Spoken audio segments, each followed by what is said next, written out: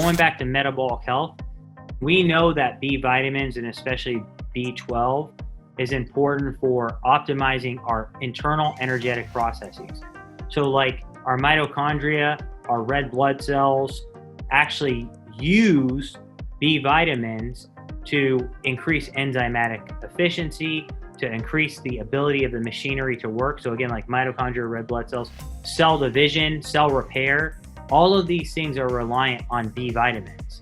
So we're basically trying to make sure that you have the optimal level of B vitamins to improve energetic and metabolic function. You look at CMed and you look at exogenous ketones, the CMed's actually improving and repairing and helping DNA.